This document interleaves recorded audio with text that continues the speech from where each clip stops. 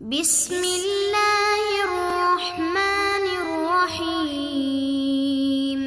بسم اللہ الرحمن الرحیم۔ السلام علیکم عزیز طلبہ کرام، امید ہے آپ حضرات خیریت سے ہوں گے۔ آج ہمارا صحیح مسلم کا سبق نمبر 134 ہے، جس کا عنوان ہے باب بیان ان الاسلام بدأ غریبا وسیعود غریبا۔ آگے بڑھنے سے پہلے خلاصہ جات کو ایک نظر دیکھ لیں۔ گزشتہ سبق میں ہم نے اس عنوان کے تحت ان نکات کے اوپر بات کی تھی۔ آج کے سبق میں ہم اس عنوان کے تحت ان مذکورہ نکات کے اوپر بات کریں گے۔ تو بڑھتے ہیں سبق کی طرف۔ وبی قال حدثنا محمد بن عباد وابن ابی عمر جميعا عن مروان الفزاری قال ابن عباد حدثنا مروان عن یزید یعنی ابن کیسان عن ابی حازم عن ابی ہریرہ رضی اللہ عنہ قال قال رسول اللہ صلی اللہ علیہ وسلم بدأ الاسلام غریبا وسيعود كما بدأ غریبا فطوبى للغرباء۔ حضرت ابو ہریرہ رضی اللہ عنہ فرماتے ہیں کہ نبی پاک صلی اللہ علیہ وسلم نے ارشاد فرمایا، اسلام غربت اور اجنبیت کی حالت میں شروع ہوا تھا اور دوبارہ عنقریب غرباء کی طرف لوٹ جائے گا، لہذا خوشخبری ہے غرباء کے لیے۔ آپ صلی اللہ علیہ وسلم نے ارشاد فرمایا کہ اسلام شروع میں غریب تھا، یعنی اسلام کے آغاز میں اس کے پیروکار تھوڑے اور کمزور تھے اور انہیں معاشرتی طور پر کم اہمیت دی جاتی تھی۔ اس وقت کے مسلمانوں کو معاشرے میں گمنامی اور مشکلات کا سامنا تھا، جیسے کہ نبی پاک صلی اللہ علیہ وسلم کو مکہ مکرمہ میں تکالیف پیش آئیں اور اسلام کا پیغام کمزور تھا۔ اس کے برعکس کچھ عرصے بعد اسلام اور مسلمان دنیا کے مختلف علاقوں میں پھیل گئے اور بہت سی حکومتیں اسلامی نظام کے تحت آئیں، جیسے خلفائے راشدین اور مختلف اسلامی خلافتوں کے دور میں۔ پھر آپ علیہ السلام نے ارشاد فرمایا کہ سیعود کما بدأ غریبا، یعنی قیامت کے قریب اسلام پھر ایک بار غریب اور کمزور ہو جائے گا اور اس کے پیروکار کم ہوں گے اور ان کے حالات مشکل ہو جائیں گے جیسے کہ آغاز میں تھے۔ یہ اس بات کی طرف اشارہ ہے کہ دین اسلام دنیا کے مختلف فتنوں میں محصور ہو جائے گا اور آخر کار اسلام کا مرکز مکہ اور مدینہ کی طرف واپس آ جائے گا۔ فطوبہ، طوبہ کا مطلب خوشی، عزت، عظمت اور کمال ہے، جو ان لوگوں کے لیے ہے جو اس مشکل دور میں دین پر قائم رہیں گے۔ ان میں مہاجرین اور اہل علم شامل ہیں جنہوں نے اللہ کے راستے میں قربانیاں دی۔ حدیث کے اس حصے سے اس بات کی وضاحت ہو جاتی ہے کہ غریبوں سے مراد وہ لوگ ہیں جو اپنی زندگیوں میں اسلام کے اصولوں اور سنتوں کو برقرار رکھیں گے، چاہے بدعتیوں اور فتنہ پرور لوگوں نے دین کے اندر جتنی بھی دخل اندازیاں کر دی ہوں۔ بہرحال اس حدیث سے یہ سیکھا جا سکتا ہے کہ اسلام کا پیغام ابتدائی طور پر کمزور تھا، پھر اسے عالمی سطح پر پھیلایا گیا اور قیامت کے قریب ایک بار پھر کمزور اور گمنام ہو جائے گا اور اس کا مرکز مکہ اور مدینہ بن جائے گا، جہاں مومنین اپنے ایمان کی حفاظت کے لیے جمع ہوں گے۔ اس اسناد کے رجال 6 ہیں۔ محمد بن عباد، دوسرے ہیں یزید بن کیسان الیشکری، تیسرے ہیں ابو حازم سلمان الاشجعی الکوفی ثقۃ، اور چوتھے ہیں حضرت ابو ہریرہ رضی اللہ عنہ، جن کا تذکرہ متعدد بار گزر چکا ہے، اور بقیہ 2 حضرات کا تذکرہ سابقہ باب کے اندر ہو چکا ہے۔ یہ اس اسناد کے لطائف کا بیان ہے۔ پہلا نقطہ یہ ہے کہ یہ امام مسلم رحمۃ اللہ علیہ کی خماسیات میں سے ہے، اور اس میں امام مسلم رحمۃ اللہ علیہ نے اپنے 2 اساتذہ کرام کو ایک حکم میں جمع کیا ہے، اور اس اسناد کے اندر تحدیث اور عنعنہ دونوں طرح کے صیغے موجود ہیں، اور اس کے رجال سے 6 کے رجال ہیں، اور اس میں کوفی راویوں کا تسلسل ہے، اور اس میں حضرت ابو ہریرہ رضی اللہ عنہ کے شاگرد حضرت ابو حازم کا تذکرہ ہے، جو حضرت ابو ہریرہ رضی اللہ عنہ کے شاگردوں میں سے سب سے زیادہ روایت کرتے ہیں، اور اس میں صحابی حضرت ابو ہریرہ رضی اللہ عنہ ہیں احفظ من روى الحدیث فی دہرہ، اپنے زمانے کے سب سے بڑے محدث، جنہوں نے 5374 احادیث روایت کی ہیں۔ قاضی یاز رحمہ اللہ آپ علیہ السلام کے اس ارشاد کے بارے میں فرماتے ہیں کہ اسلام شروع میں غریب تھا، یعنی ابتدائی دور میں اسلام کے پیروکار تھوڑے اور کمزور تھے اور انہیں معاشرتی طور پر گمنامی کا سامنا تھا۔ اس وقت اسلام کا پیغام صرف چند افراد تک محدود تھا اور انہیں مشکلات کا سامنا تھا۔ پھر وقت کے ساتھ ساتھ اسلام پھیلا اور اس کے پیروکاروں کی تعداد میں اضافہ ہوا۔ بین المسجدین سے مراد مسجد حرام اور مسجد النبوی ہے، جنہیں اللہ تعالیٰ نے شرف و عظمت عطا فرمایا ہے۔ بظاہر یہ حدیث خروج دجال کے وقت کی طرف اشارہ کرتی ہے، جیسے کہ ایک مرفوع روایت میں ہے کہ دجال دنیا کے ہر شہر میں داخل ہوگا سوائے مکہ اور مدینہ کے، کیونکہ ان کے تمام راستوں پر فرشتے پہرا دیں گے۔ مکہ اور مدینہ دجال کے فتنے سے محفوظ رہیں گے اور یہ اسلام کی محفوظ پناہ گاہیں ہوں گی۔ اگلی روایت میں ہے کما تعرض الحیۃ فی جحرہا، کہ جیسے سانپ خطرے کے وقت اپنے بل کی طرف لوٹتا ہے، اسی طرح ایمان مدینے کی طرف لوٹ آئے گا۔ حافظ ابن حجر رحمہ اللہ کے مطابق اس تشبیہ سے مراد یہ ہے کہ ایمان مدینے سے پھیلا، اور ہر سچے مومن کے دل میں مدینے کی طرف ایک فطری کشش موجود ہوتی ہے۔ اس کا سبب آپ علیہ السلام سے محبت ہے، جو ہر دور میں مدینہ کو مرکز جاذبیت بناتی ہے۔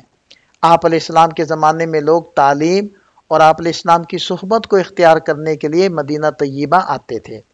صحابہ، تابعین اور تبع تابعین کے زمانے میں ان حضرات کی سیرت اور طرز عمل کی پیروی کے لیے آیا کرتے تھے، اور بعد کے ادوار میں آپ صلی اللہ علیہ وسلم کے روضہ اقدس کی زیارت، مسجد النبوی میں نماز اور آثار نبوی اور آثار صحابہ کی زیارت کے لیے مدینہ کا رخ کرتے ہیں۔ تو گویا اس حدیث میں مدینہ کو ایمان اور محبت کا مرکز قرار دیا گیا ہے۔ اس حدیث کو روایت کرنے میں امام مسلم رحمۃ اللہ علیہ متفرد ہیں، اور دیگر ائمہ حدیث نے بھی اپنی اپنی کتابوں کے اندر اس حدیث کو روایت کیا ہے، جس کی تفصیل یہاں موجود ہے۔ یہاں سے اس حدیث کے فوائد کا بیان ہے۔ پہلا فائدہ یہ ہے کہ اسلام ابتدا میں اجنبی تھا، پھر پھیلا اور معروف ہوا، لیکن وقت گزرنے کے ساتھ دوبارہ اجنبی بنے گا۔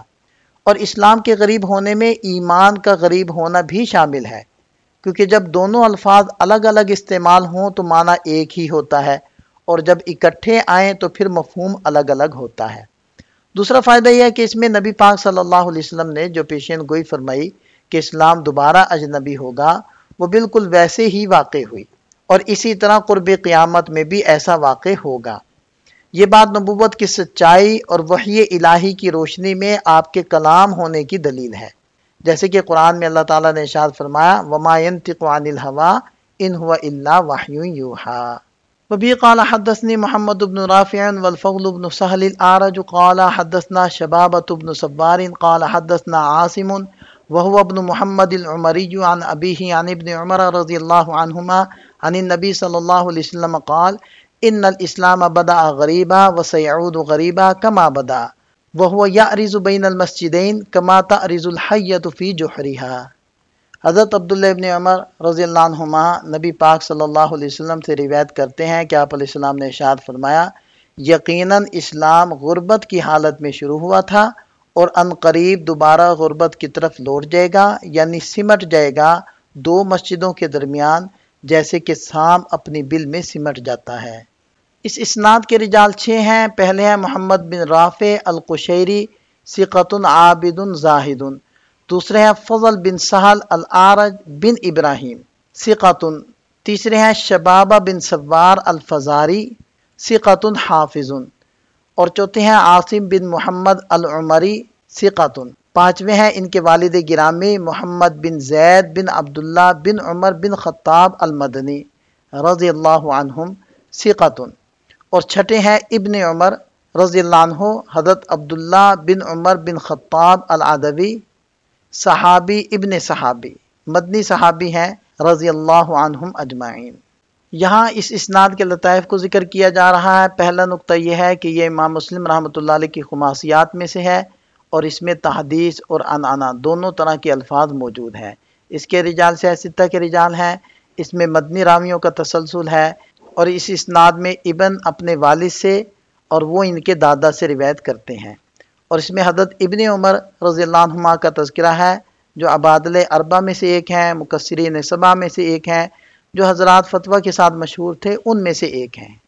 اس حدیث کو روایت کرنے میں امام مسلم رحمۃ اللہ علیہ متفرد ہیں، اور دیگر ائمہ حدیث نے بھی اس حدیث کو اپنی اپنی کتابوں کے اندر ذکر کیا ہے، جس کی وضاحت یہاں موجود ہے۔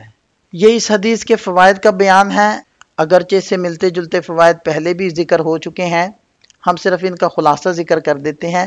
یہ حدیث اسلام کے آخری زمانے میں اجنبیت اور اس پر عمل کرنے والوں کی قلت کو بیان کر رہی ہے۔ وقت آئے گا جب پوری زمین پر اسلام ناپید ہو جائے گا، سوائے 2 مقدس مقامات کے، یعنی مکہ مکرمہ اور مدینہ منورہ کے درمیان کا علاقہ۔ یہی دونوں مقامات اسلام کے محفوظ قلعے اور اہل ایمان کی آخری پناہ گاہ ہوں گے۔ جیسے وہ آغاز اسلام میں تھے ویسے ہی آخر میں بھی رہیں گے۔ اس کی تائید آپ صلی اللہ علیہ وسلم کے اس ارشاد سے بھی ہوتی ہے کہ دجال دنیا کے تمام شہروں میں داخل ہوگا مگر مکہ اور مدینہ میں نہیں جا سکے گا، کیونکہ ان کے دروازوں پر فرشتے پہرا دیں گے، اور مدینہ 3 زلزلوں کے ذریعے اپنے اندر کے کافر اور منافقین کو نکال باہر کرے گا۔ یہ حدیث حرمین شریفین کی عظمت، دین کی حفاظت اور دجال کے فتنے سے بچاؤ کی نشاندہی کرتی ہے۔ وبی قال حدثنا ابو بکر بن ابی شیبہ قال حدثنا عبداللہ بن نمیر و ابو اسامہ عن عبید اللہ بن عمر رضی اللہ عنہما قال وحدثنا ابن نمیر قال حدثنا ابی قال حدثنا عبید اللہ بن عمر عن خبیب بن عبد الرحمن عن حفص بن عاصم عن ابی ہریرہ رضی اللہ عنہ ان رسول اللہ صلی اللہ علیہ وسلم قال ان الایمان لیعرض الی المدینہ کما تعرض الحیۃ الی جحرہا۔ ترجمہ واضح ہے، پہلے بھی گزر چکا ہے۔